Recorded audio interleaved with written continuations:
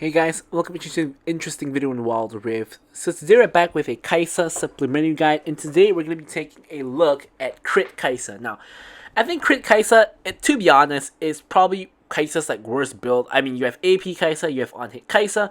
Both of these are way better than Crit Kai'Sa, but hey, Crit Kai'Sa is the OG build, and of course it's still viable, and we're going to kind of go through it and show off how it works today. So, first off, let's talk about the items. So your first item is pretty much always going to be Bloodthirster.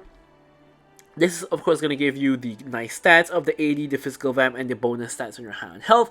Remembering of course to complete your Bloodthirster before your boots, because you want to rush your first ability evolve, hopefully before the Dragon Herald spawn. And then you go into your boots, which is the Gluttonous Greaves for the AD and the Omni Vamp. Now, I go for IE Nyx for the bonus crit damage, and as well as the stats, of course that being the AD and stuff. And then we of course always have Moral Reminder in the build for the armor pen as well as the grievous wounds. And then of course we have, not of course, but I like to go for Immortal Shield Bow as the last item to of course give me the extra shield. And of course get all the nice stats as well. Now last item you can go for GA for the revive, or you could go for Wit's End or Maw for some AP, some MR. So there is a lot of variation to this crit build now, because there is a way, for example, you could not build Moral Reminder, build another crit item, and then go for Terminus instead, which is probably more ideal if you don't need Grievous Wounds. But honestly, every match is kind of like a match that you need Grievous Wounds, so there's that. And then of course you could not build Immortal Shield Bow and then push IE as well as Moral Reminders to the back. So for example, you could do this.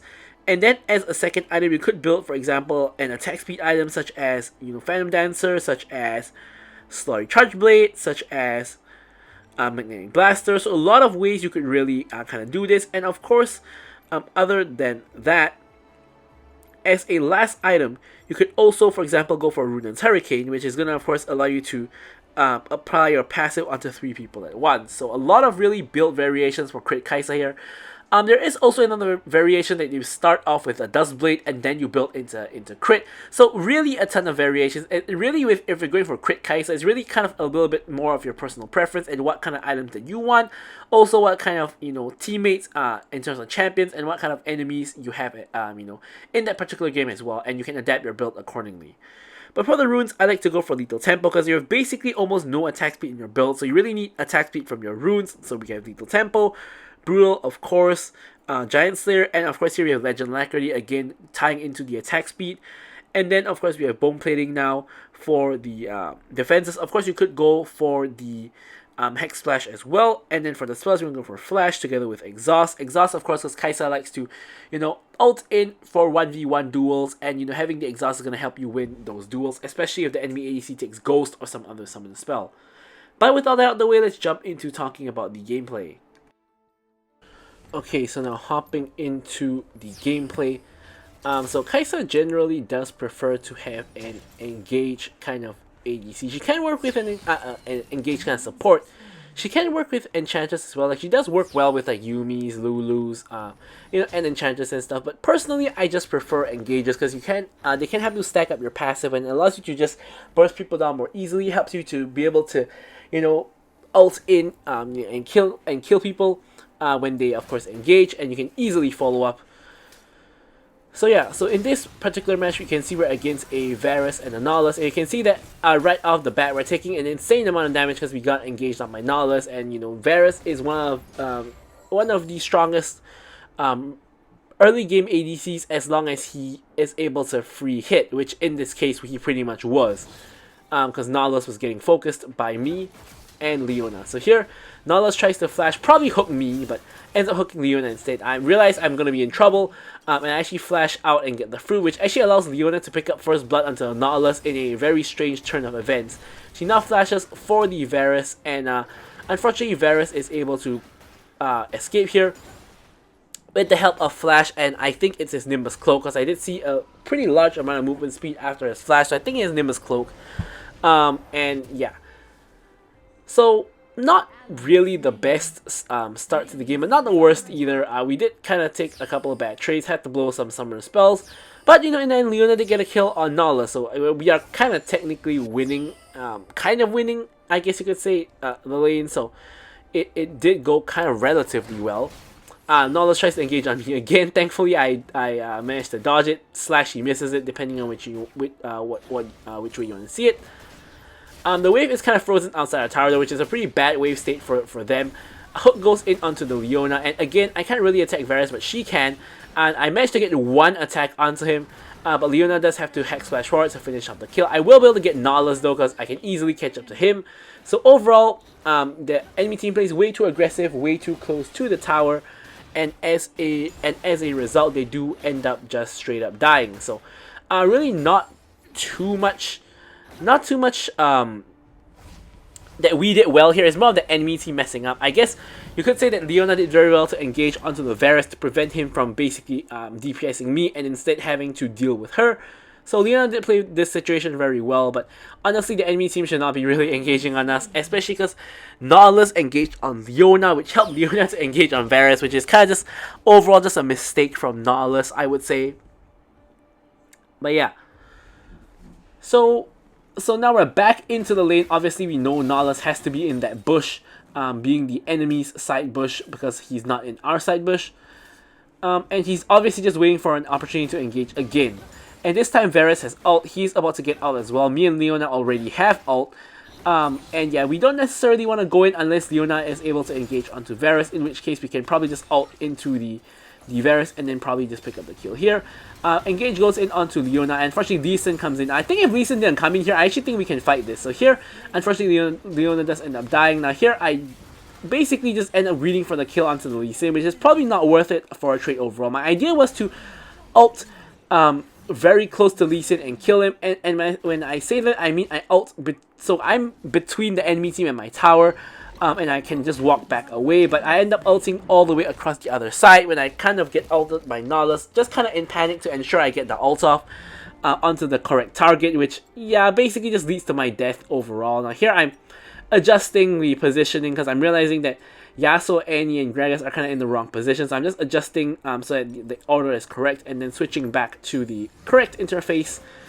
But yeah, overall, it's kind of an ugly chain of events there, from us. So we make mistakes as well as the enemy team also making mistakes. Kind of a little bit balancing out, I guess you could say.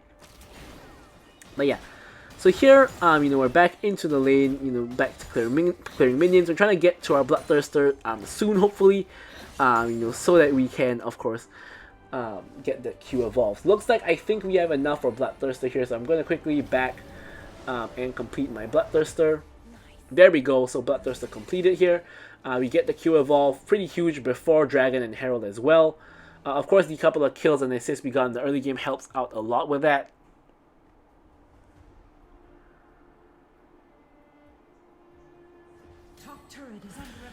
And now we head back to the lane. Varus is trying to clear it.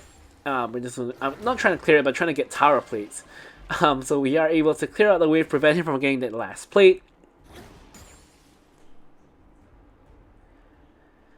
And now we are going to go back to clearing the minions. I do realize all of a sudden that I'm actually on the wrong interface. Because on this interface, I can't see the items and the gold and things like this. So I must have fat fingered the wrong button.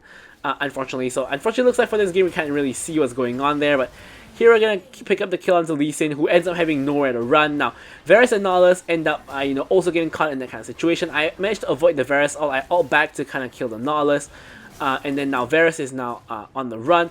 Now here I try to flash and try to catch up to him, but he really must have Nimbus Cloak because that movement speed is insane, and there's nowhere else that movement speed can come from. He doesn't have Phase Rush. He doesn't have any other way to get movement speed, so really the Nimbus Cloak is coming into play. And honestly, after this match, I kind of think Nimbus Cloak is actually not that bad of a rune. I honestly thought that Nimbus Cloak was not really that good of a rune compared to like Bone Plating, for example, or even Hex Splash, but I might be having second thoughts, and maybe Nimbus Cloak is just better than I thought. So maybe I'll have to test out and maybe make a Nimbus Cloak video, but we'll have to see how that goes.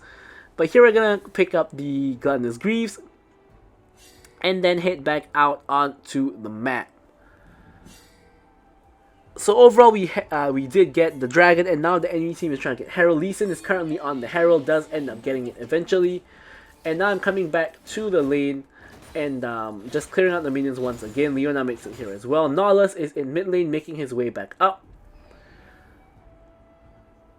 and there's no wave, so we can't really do anything. So instead, we're gonna actually roam to the mid lane. And honestly, overall, I think this is kind of a mistake, because here you can see we're engaging onto the Nautilus, which is not really a very valuable target. And here, there's not much we can really achieve in the mid lane. Now here, you can see I hovered and wanted to go back to top, but instead we decide to commit to basically just pushing the mid lane. But you can see how much time is being wasted here. Now in the meanwhile, Nautilus foolishly goes back in, ults me, and ends up getting the knockup, but still dies anyway because I get the auto attack off.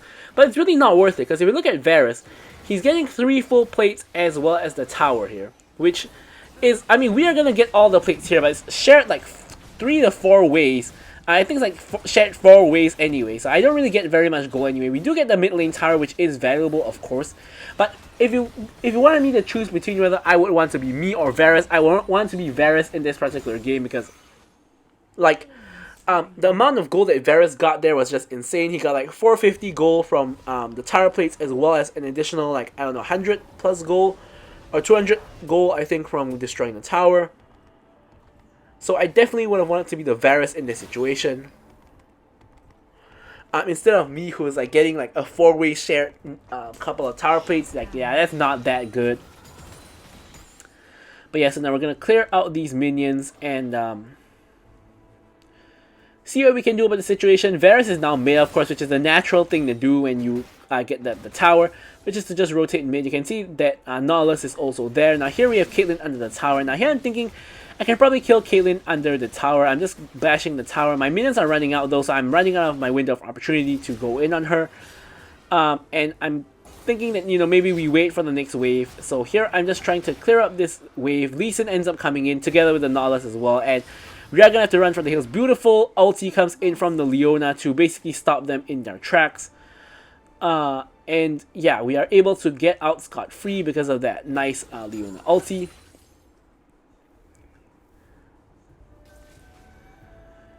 And here, of course, we plop down a ward for vision. Check that, you know, Lee Sin's not in the area anymore. We check that it's relatively safe for us to walk back here. And here is where we see, you know, Caitlyn once again alone under tower. And again, we're trying to see if we can get a dive on here. I get the auto attack. Bone Pling actually blocks a lot of damage here.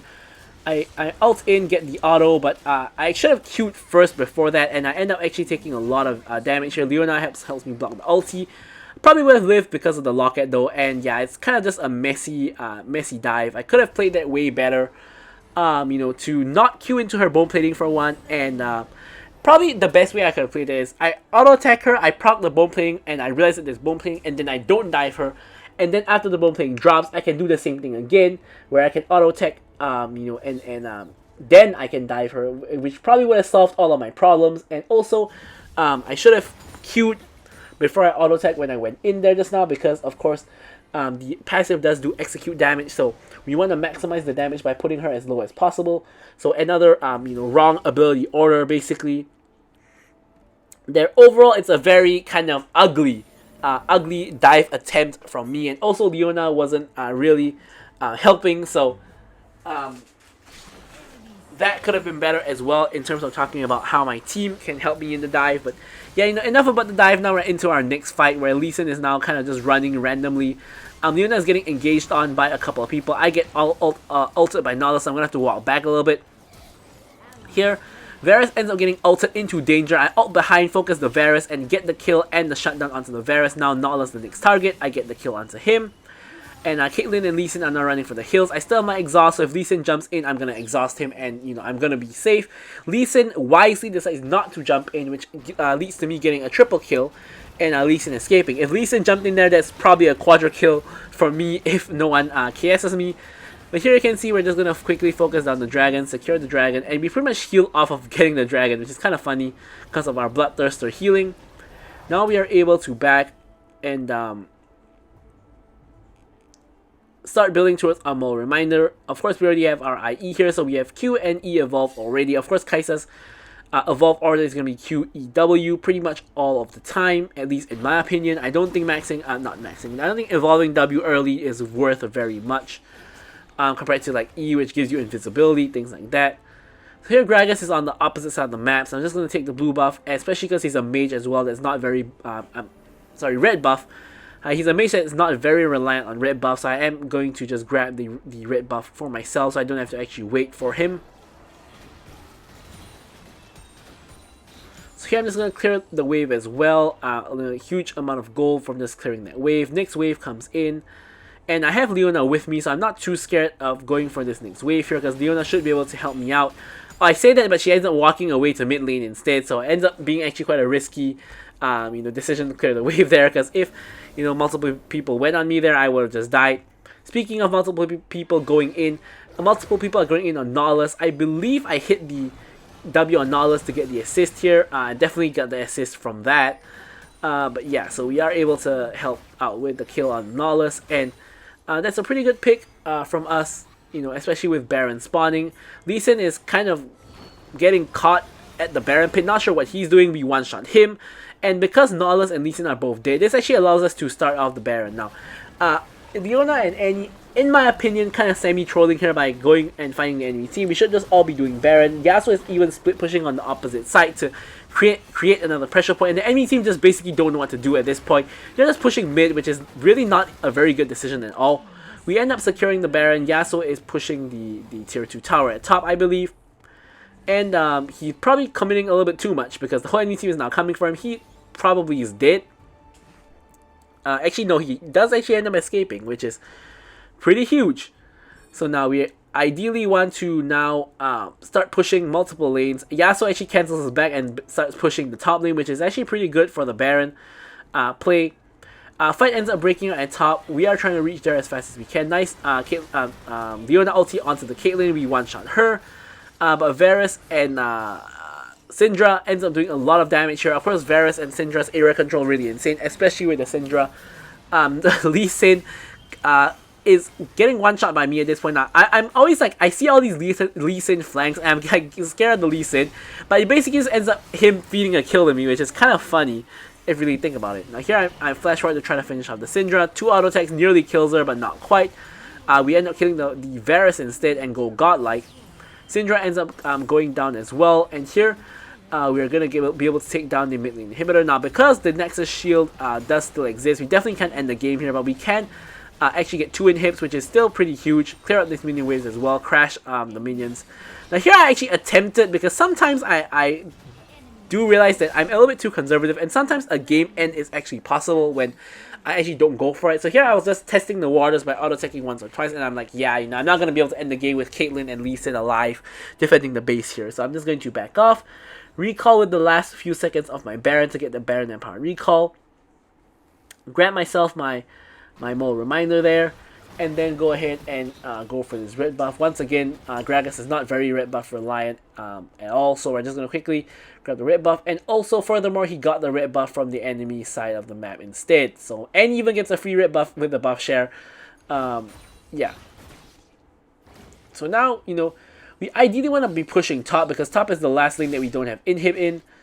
But yeah, I'm not sure why I'm pushing mid here. It doesn't really make too much sense.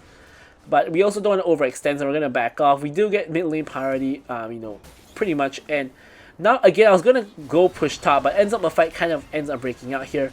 I don't want to ult in onto Nautilus, because I think it's kind of a waste of my ult. But yeah, instead, Annie ends up getting picked off by the rest of the enemy team. Nautilus does die eventually.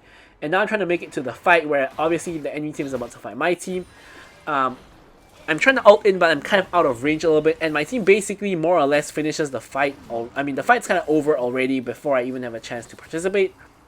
Obviously, I'm not going to ult into the enemy inhib. That would be suicide. So instead, we're going to just back off here, and we're going to just go for the Baron. Ulti comes in onto me for some reason, but yeah, bone plating plus the fact I'm at full health means I barely take any damage here. And we're going to go for this dragon, which is going to give us Mountain Dragon Soul. Now Leona tries to go in onto Lee Sin. I'm just walking to the wall. Honestly, I was just thinking, like, should I flash this wall? But nah, it's not worth to flash this wall. Lee Sin again kind of playing with fire. I'm just clearing the wave here. Slowly going to join my team. And I'm just continuing to push in so I can create pressure to maybe get the inhib. But honestly, it's not really enough, because there is no other lane that's really pushing and threatening the enemy team, so we're not going to be able to do that. Lee Sin does end up dying again though, so this means that we will be able to go for a free Baron, because Lee Sin just basically throws his life away. So we are going to be able to go through the Baron and pretty much just pick up a free Baron at this point. And now with this Baron, we should easily be able to end the game. 2 inhibs already down, and our team has a really huge lead, like 7k goal lead, I think, onto the enemy team. Syndra gets caught, and here is where the mistakes happen. So here Leona ends up going in. I end up getting caught by the Varus root here. I do dodge his spell, so he's not able to pop it. But I'm getting kited by Caitlyn. And here Caitlyn ults, and I actually end up running away from Leona instead of towards her. So I actually end up just dying here, and she does as well. So I was like, oops, might have just thrown the game here.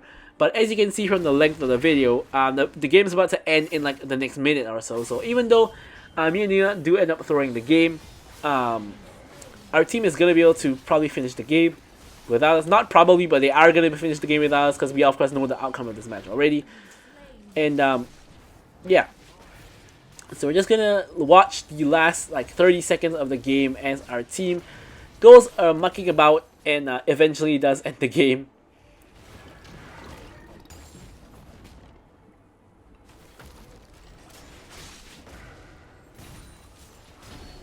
There we go. Now Lee Sin goes in onto Gragas. Gragas east to nowhere basically.